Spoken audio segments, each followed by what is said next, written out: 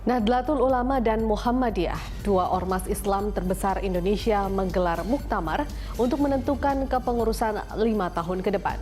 Muktamar NU digelar di Jombang, sementara Muhammadiyah di Makassar. Apa yang membuat muktamar NU penuh gejolak, sedangkan Muhammadiyah relatif teduh? Ini liputannya untuk Anda. I'll be with you, I'll stay by your side, honest and true to the end of my time. I'll be loving you, loving you. Pada saat hampir bersamaan di awal Agustus ini, dua ormas Islam terbesar di Indonesia menggelar muktamar. Nahdlatul Ulama atau NU menghelat kegiatan 5 tahunannya di Jombang, Jawa Timur, sementara Muhammadiyah menggelar muktamar di Makassar, Sulawesi Selatan. Namun ibarat peribahasa, serupa tapi tak sama. Perhelatan akbar muktamar dari kedua ormas Islam itu beda satu dengan lainnya. Jalannya muktamar kaum Nahdiyin berlangsung sengit, bahkan menjurus timbulnya kegaduhan. Sementara muktamar Muhammadiyah berjalan relatif teduh. Muktamar NU yang digelar dari tanggal 1 hingga 5 Agustus 2015 dibuka secara resmi oleh Presiden Joko Widodo di alun-alun Jombang, Jawa Timur. Ada hal menarik dan tidak biasa saat Joko Widodo membuka acara itu. Jokowi mengenakan sarung warna merah dan peci agar terlihat lebih selaras dengan kelompok Nahdiyin yang identik dengan sebutan kaum sarungan. Jokowi juga memuji tema Muktamar NU ke-33 yang mengangkat tema Islam Nusantara di tengah maraknya radikalisme yang mengatasnamakan agama. Tapi di luar perkiraan banyak orang, Muktamar NU berjalan kurang kondusif. Gelagat kegaduhan muktamar mulai terlihat saat sidang pleno membicarakan tata tertib di pasal 14, tapi berhasil diredam. Kegaduhan mulai muncul kembali saat membahas pasal 19 tentang cara pemilihan Rois Am PBNU dengan cara musyawarah mufakat atau ahlul hali wal akdi atau ahwa. Terjadi pro kontra antara yang setuju ahwa ataukah voting secara langsung.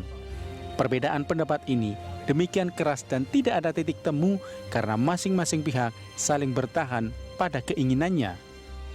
Kegaduhan tata tertib akhirnya bisa dituntaskan setelah pejabat Rois Am PBNU Kiai Haji Mustafa Bisri hadir di arena muktamar. Dengan berlinang air mata, Gusmus menyampaikan pidato singkat mengungkapkan kesedihan dirinya dan para ulama sepuh NU melihat jalannya muktamar yang jauh dari fondasi akhlakul karimah yang dicontohkan pendiri NU Hadratus Syekh Hasyim Asy'ari. Termasuk para ulama sepuh seperti Kiai Haji Wahab Hasbullah, Bisri Samsuri, serta banyak kiai sepuh lainnya yang meninggalkan teladan betapa mereka tidak haus akan kekuasaan dunia. Hitoh NU yang kini seolah mulai luntur dari generasi penerus Nahdiyin. Untuk menjadi pegangan muktamar, Gusmus memberi solusi. Di antaranya, apabila ada pasal yang belum disepakati dalam muktamar tentang pemilihan Rois Am, tak bisa melalui musyawarah mufakat, maka akan dilakukan pemungutan suara oleh para Rois Suriah dan tatib yang sudah disepakati perlu segera dilakukan. Sentilan Gusmus ini mampu mencairkan kebuntuan soal tatib yang sempat memanas. Sejumlah Rois Suriah, pimpinan wilayah NU dan pimpinan cabang NU se-Indonesia serta pimpinan cabang luar negeri akhirnya menyepakati sistem musyawarah atau model ahlul hali wal akdi atau ahwa dalam menentukan jabatan Rois Am PBNU 5 tahun mendatang. Total yang setuju adalah berjumlah 252 suara, yang menolak adalah 235 suara. Akhirnya, dari usulan 508 pimpinan cabang dan wilayah NU se-Indonesia, terpilih 9 orang sebagai anggota ahlul hali wal akdi atau ahwa. Ke-9 orang ini akan menentukan siapa Rois Am yang akan memimpin PBNU periode 2015-2020. Setelah bersidang, tim ahwa menetapkan dan memutuskan Kiai Haji Mustafa Bisri terpilih sebagai Rois Am dan Kiai Haji Ma'ruf Amin sebagai wakil Rois Am, meskipun saat pengumuman Gusmus melayangkan surat keberatan untuk dipilih kembali sebagai Rois Am. Tapi 9 anggota ahwa tetap menetapkan Rois Am PBNU dijabat oleh Kiai Haji Mustafa Bisri. Setelah Rois Am dan wakilnya terpilih, maka pada sidang pleno berikutnya Muktamar ke-33 di Alun-Alun Jombang melanjutkan ke pemilihan Ketua Tanfiziah atau Ketua Umum Pengurus Besar Nahdlatul Ulama.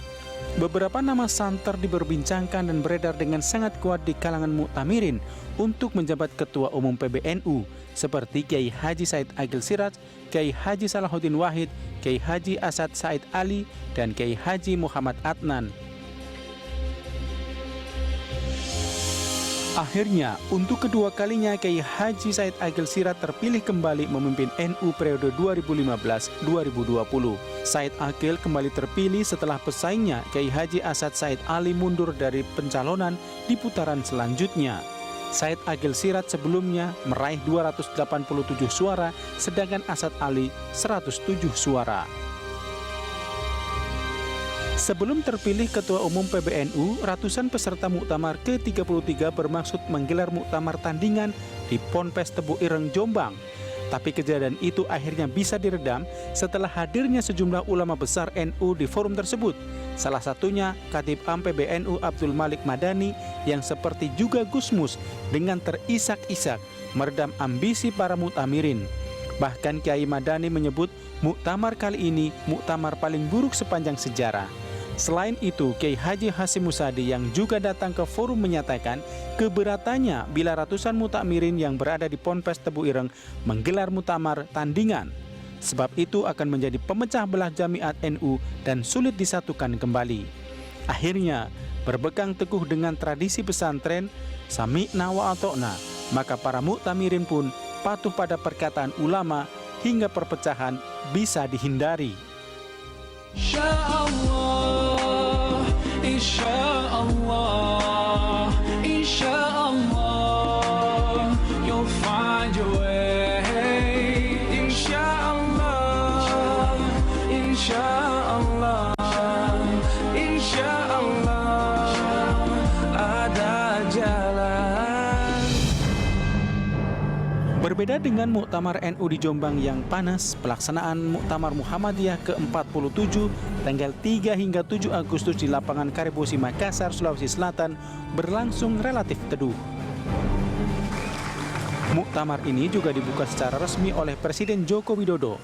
Dalam kata sambutannya, Jokowi mengajak umat Islam di Indonesia bersatu padu memperjuangkan kemerdekaan saudara seiman di belahan dunia manapun, termasuk kemerdekaan Palestina, di samping menjalin keharmonisan dengan umat agama lain untuk hidup rukun damai dalam keberagaman. Peran penting Muhammadiyah untuk menjawab tantangan perubahan zaman perlu dilanjutkan dan terus dikembangkan.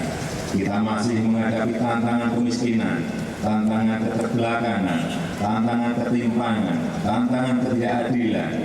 Kita juga harus berhadapan dengan berbagai tindak kejahatan luar biasa yang menggerogoti bangsa ini, korupsi dan ancaman narkoba. Di Muktamar Muhammadiyah ke-47, Ketua Umum Pimpinan Pusat Muhammadiyah Din Samsudin sempat melontarkan 3 opsi. Namun Din mengatakan 3 opsi itu bukan ide pendirian partai politik baru, namun untuk lebih menegaskan jati diri Muhammadiyah sebagai gerakan kultural, serta memantapkan dan mengukuhkan hitoh politik Muhammadiyah sesuai Tanwir Makassar tahun 1971. Intinya, agar Muhammadiyah tidak melakukan politik praktis dan mempunyai hubungan organisasi dengan partai politik. Kedua, aspirasi politik 35 juta warga Muhammadiyah disalurkan melalui partai politik yang didirikan oleh Muhammadiyah sebagai amal usaha atau pimpinan dan calegnya ditentukan Muhammadiyah.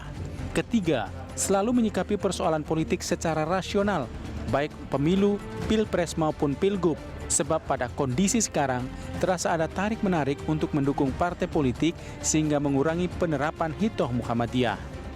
Inilah momentum bagi Muhammadiyah untuk mengukuhkan diri sebagai organisasi masyarakat madani yang independen, tidak terpengaruh, mengembangkan nilai-nilai, dan jangan peduli, tidak harus ada masalah kalau tidak diakomodasi di kabinet, di legislatif.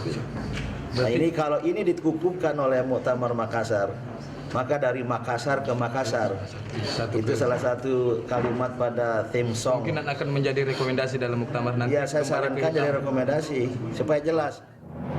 Akhirnya, setelah melakukan beberapa kali penyaringan dari semula 82 kandidat menjadi 39 calon.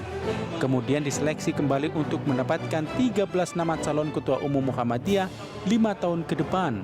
Panitia Pemilihan Tanwir Muhammadiyah selesai menjaring 13 nama calon Ketua Umum PP Muhammadiyah dengan total suara sah sebanyak 2.389 suara dan suara tidak sah 38 suara.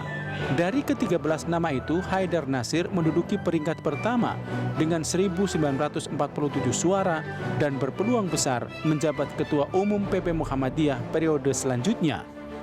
Berikutnya peringkat kedua, Yunahir Ilyas yang memperoleh suara 1.928 suara. Sementara Bustro Muqaddas, mantan pimpinan KPK, menduduki peringkat 4 dengan perolehan suara 1.811 suara. Ke-13 orang terpilih itu nantinya akan menggelar musyawarah untuk menentukan seorang Ketua Umum PP Muhammadiyah. Yang 39 itu semuanya insya Allah akan menjalankan amanat dengan baik jika muktamar itu memilih. Dan sekarang sudah terpilih 13. Insya Allah yang 13 itu juga akan menjalankan dan siap menjalankan amanat PP Muhammadiyah. Amin. Amanat Muhammadiyah, amanat muktamar Muhammadiyah. Di lain pihak, terpilihnya ke-13 nama itu memunculkan kekecewaan pimpinan Pusat Nasihatul Asyah sebab dari nama itu tak satu pun wakil dari perempuan. Padahal Muhammadiyah memiliki beberapa kader perempuan terbaik yang masuk dalam 82 nama yang disodorkan sebagai calon tetap. Bagaimanapun juga, terlepas dari dinamika yang terjadi di kedua ormas Islam terbesar Indonesia itu dalam arena muktamar, mereka tetap menjadi garda terdepan bangsa Indonesia dalam menjaga keutuhan dan kerukunan umat beragama agar tetap dalam bingkai negara kesatuan Indonesia yang berbineka tunggal ika. Dengan demikian, menipis stigma adanya dominasi mayoritas atas minoritas sehingga wajah Islam Indonesia benar-benar menjadi rahmatan lil alamin bagi semua kalangan. Tim Liputan, Berita 1.